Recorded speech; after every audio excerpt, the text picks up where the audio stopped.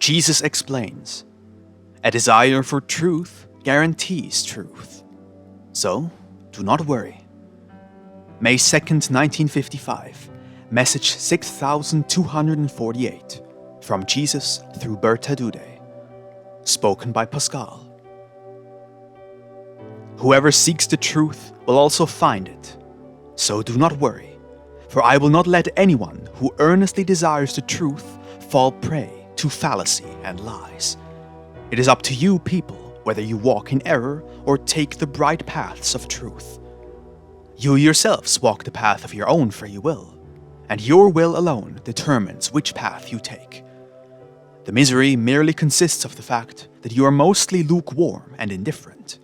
Thus, you neither consciously desire the truth, nor are you afraid of becoming spiritually darkened through error.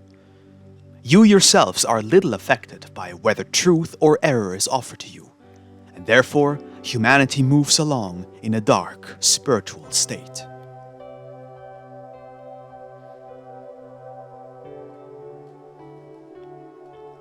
People who consciously strive towards me will always feel addressed by the truth. On the other hand, they will feel a slight discomfort when something is offered to them which does not correspond to the pure truth.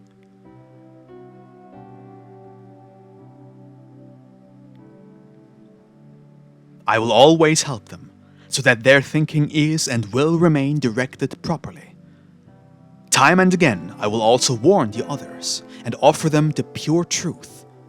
But their will to accept it will be weak, for they lack the earnestness required to recognize the truth.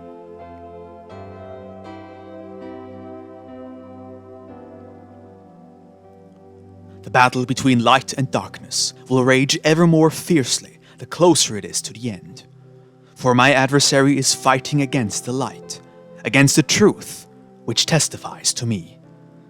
My adversary has great influence on all those who are still intrinsically attached to him, and therefore, every person must seriously examine themselves as to whether and when he offers them the opportunity to confuse their thoughts, i.e., to transfer untrue spiritual knowledge to them.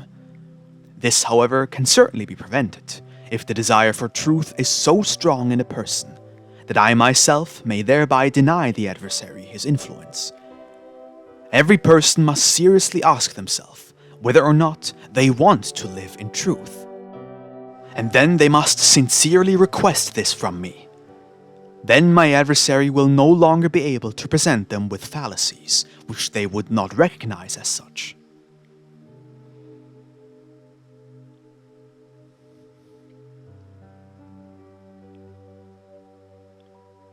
It cannot be prevented that misguided spiritual knowledge is presented to the people, because I cannot stop my adversary's work in the last days before the end, since he too has a certain amount of freedom at his disposal.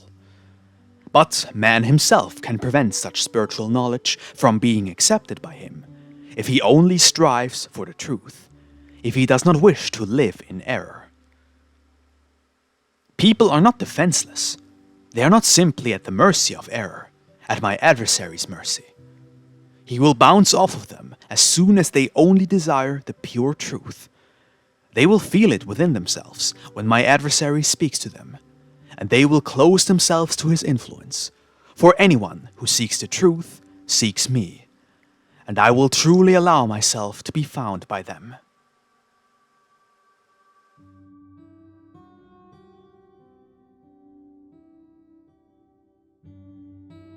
You people know that the time has come when my adversary will attempt to displace me from the people's hearts by all means. You know that he will stop at nothing, and that he will always seek to spread more darkness the brighter the light shines. And he will always want to cause confusion where the light shines from the heavens. But he will not succeed as long as man unites with me, as long as he himself strives for the truth and appeals to me for it. There my adversary has lost his power. There he will be recognized and rejected. For there I myself am, and there my light shines. Amen.